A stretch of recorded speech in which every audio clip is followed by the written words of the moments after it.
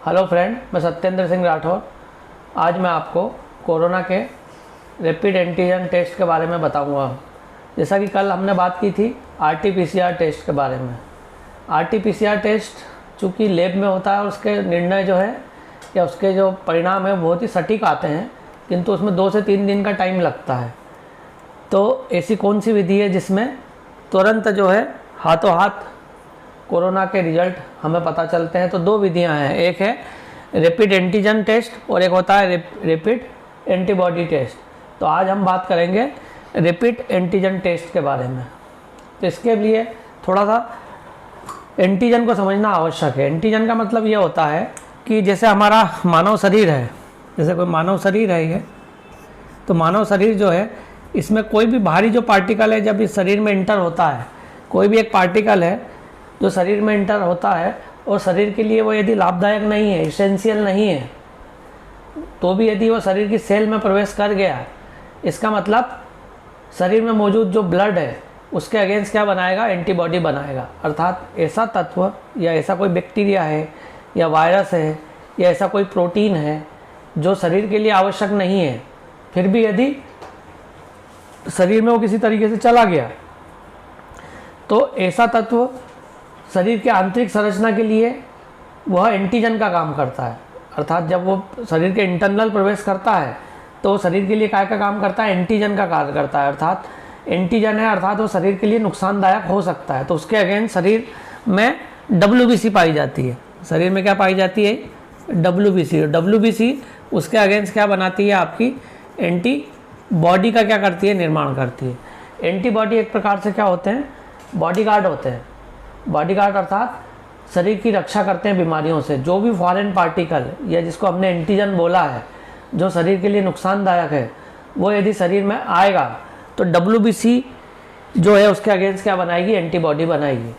और एंटीबॉडी के बनने के बाद एंटीबॉडी जो है बॉडीगार्ड की तरह हमारी क्या करती है? शरीर बीमारियों से क्या करती है? रक्षा करती है और उस एंटीजन को क्या करती है? मारती है। तो ये होता है एंटीजन एंटीबॉडी प्रतिक्रिया। अर्थात ऐसा फॉरेन पार्टिकल जो शरीर के लिए हार्मफुल है तो वो एंटीजन कहलाएगा, उसके अगेंस्ट WBC क्या बनाएगी? एंटीबॉडी बनाएगी। एंटीबॉडी को सरल भाषा में बोला जाए तो बॉडीगार्ड के नाम से आप जान सकते हो, एक बॉडीगार्ड है। या आप इस तरीके से भी कर सकते हो कि कोई स्टेडियम है और स्टेडियम में क्रिकेट का मैच चल रहा है, तो वहाँ पर जो गेट पे जो व्यक्ति खड़ा रहता है, जो बॉडीगार्ड खड़ा, वो जो व्यक्ति खड़ा रहता है, जो चेक करता है, टिकट चेक करता है, वो हर व्यक्ति को अंदर नहीं जाने देता। वो उस व्यक्ति को अंदर जाने देता है जिसके पास टिकट हो, अर्थात जो कि क्या हो, उस मैच के लिए क्या हो? एलिजिबल हो। उसी प्रकार बॉडी में क्या पाए जाते हैं? बॉडी में WBC के द्वारा क्या पाए जाते हैं? एंटीबॉडी पाए जाते हैं, जो कि क्या करते हैं? इसेंशियल एंटीबॉडी को ही क्या करते हैं? एक्सेप्ट करते हैं, अदरवाइज वो उन्हें क्या करते हैं? मार देते हैं। तो ये एंटीजन एंटीबॉडी क्या है? प्रतिक्रिया है। तो रैपिड एंटीजन टेस्ट में क्या किया जाता है कि जो कोरोना संक्रमित व्यक्ति है उसके नाक के माध्यम से या गले में बलगम का क्या लिया जाता है? स्वाब लिया जाता है। उस स्वाब को एक ऐसी टेस्ट किट होती है, एक स्ट्रिप होती है, छोटी सी स्ट्रिप होती है। इसमें तीन तरह के साइन होते हैं। एक होता है C टेस्ट, एक होता है इसका C लाइन होती है, एक इसमें T लाइन होती है और एक इसमें सिंपल वेल होता है, एक इसमें थोड़ा सा छिद्र होता है। ऐसे इस तरह की क्या होती है? इसमें 3 तरह की क्या होती है? स्ट्रिप पाई जाती है। तो ऐसा व्यक्ति, कोरोना संक्रमित व्यक्ति के यदि स्वाब को इस वेल में डाला जाता है, उसमें इस वेल में यदि डाला जाता है और उसमें फिर एक बफर सॉल्यूशन डाला जाता है, तो बफर सॉल्यूशन के माध्यम से जो स्वाब है ये आगे की ओर क्या होता है? बढ़ता है। ये आगे की ओर इस तरीके से क्या होता है? बढ़ता है, इंटर होता है। तो ये ऊपर की ओर जाता है।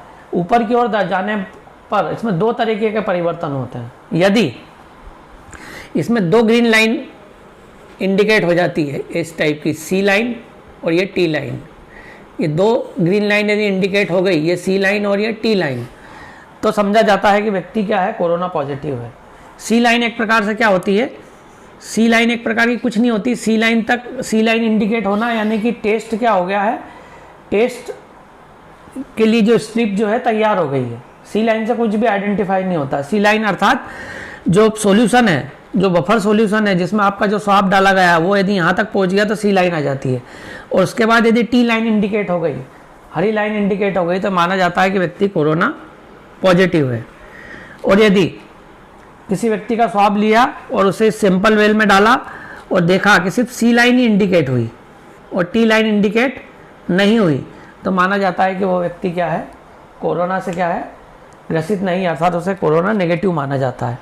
और यदि दोनों लाइन इंडिकेट नहीं हुई तो ये माना जाएगा कि प्रॉपर तरीके से टेस्ट यानी स्वाब नहीं लिया गया है और ये टेस्ट क्या हो जाएगा, रिजेक्ट हो जाएगा। ये जो टी लाइन है ये कब इंडिकेट होती है, ये इसलिए इंडिकेट होती है कि जो आपका स्वाब है उस स्वाब में क्या है, एंटीजन है और उसके अगेंस्ट शरीर ने क्या बनाए हैं, एंटीबॉडी बनाए हैं। तो एंटीबॉडी यदि उस एंटीजन के अगेंस्ट यदि शरीर ने एंटीबॉडी बनाए हैं तो ये टी लाइन क्या होती है, इंडिकेट होती है। अदरवाइज ये टी लाइन इंडिकेट नहीं होती है। तो इसका सबसे बड़ा ड्रॉबैक यही होता है कि जब भी कोई व्यक्ति बीमारी से ग्रसित होता है और शरीर के WBC सेल यदि उसके अगेंस्ट एंटीबॉडी बनाते हैं तो इसमें 2 से 3 हफ्ते का समय लग जाता है, यानी 14 से 20 दिन का समय लगता है एंटीबॉडी बनने में। मान लो कोई व्यक्ति को आज ही कोरोना का अटैक हुआ और कल जाकर वो रैपिड एंटीजन टेस्ट कराएगा तो उसके शरीर में कोई भी एंटीबॉडी उसके अगेंस्ट नहीं बनेगी। तो एंटीबॉडी नहीं बनेगी तो उसका रिजल्ट क्या आ जाएगा, नेगेटिव आ जाएगा। इसलिए ये उस व्यक्ति के लिए ही फायदेमंद होता है जिससे कोरोना का इफेक्ट बहुत पहले से है, यानी बहुत ज़्यादा यदि कोई व्यक्ति को कोरोना का इफेक्ट है यानी पहले से है, यानी उसके शरीर में एंटीबॉडी बन चुकी है उसके अगेंस्ट, तो ये टेस्ट और आसानी से क्या करता है, आइडेंटिफाई कर देता है। यदि आज ही कोरोना का अटैक हुआ हो और आज ही यदि रैपिड एंटीजन टेस्ट कराएं तो एकदम से शरीर क्या नहीं बना पाता, उसके अगेंस्ट एंटीबॉडी नहीं बना पाता। तो एंटीबॉडी जब तक बनेगी नहीं जब तक यहाँ हरी लाइन इंडिकेट नहीं होगी। तो इसमें यही एक ड्रॉबैक है।